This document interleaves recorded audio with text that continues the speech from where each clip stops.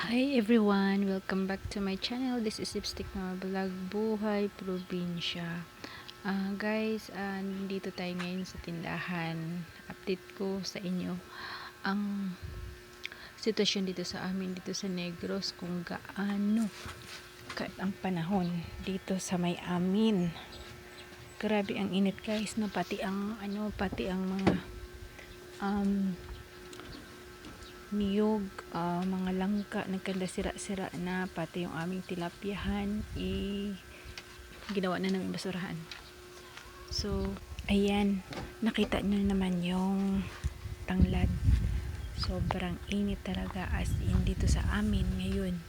So guys, siguro hindi ko alam hanggang kailan yung El Nino, so dadalhin ko kayo sa taas ng aming lugar. So paakyat kasi ito ng konti Alam ko naman nakikita nyo na ito palagi kasi wala ako ibang ina-upload kundi ganito lang talaga dito sa probinsya. So ayan guys, ang bahay, pasakita nyo naman yan, may mga niyog tayo. Yan siya, sa sobrang init is nahulog yan siya ng isang pongpong mula dyan sa taas na yan, sa puno na yan. Nahulog yan siya, buti na lang walang dumaan. Tapos ang mga malunggay namin is nagkanda yung kanyang dahon, so pinutol na lang ni Mr. at yung mga stick na yan pinagtutusok para mabuhay. Ito yung tilapia namin dati, ginawa ng basurahan, gawa ng syempre namatay yung tilapyang iba dahil sa sobrang init talaga ng panahon, as in. So gagawin na lang namin ng basurahan, tapos i-update ko na lang kayo soon pag may time na naman ako ulit, dahil meron tayong isang pirasong tilapyang nabuhay. So inalagaan na lang muna namin yung isang piraso.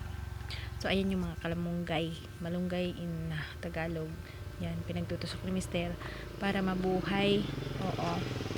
So ayan siya, at dadalhin ko naman kayo sa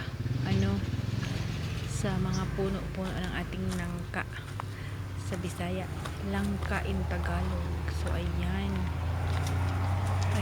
dito ang ating langka. See, ang dami ng bunga guys, first bunga niya, sobrang dami niya bunga, madami na sa akin ng 5 piraso So ayan, lapitan natin. Ayan, so ayan, 2, tapos yung 6 na piraso yan, may mga maliliit pa yan. Kaya lang yung isa lang yung may itim na yan, yung trapal, yung isa lang yan, may isa lang dyan siya na bunga. Tapos yun lang ang ating update sa sobrang init ng panahon. So maraming salamat sa inyong patuloy na pagsuporta sa aking channel, kahit minsan na lang ako upload gawa ng sobrang busy talaga ang inyong kamama. Kasi yung baby ko may kaagaw na ako sa aking cellphone, alam niyo na. So ayan, balik na ako sa tindahan everyone. So ingat tayong lahat, bye bye, God bless.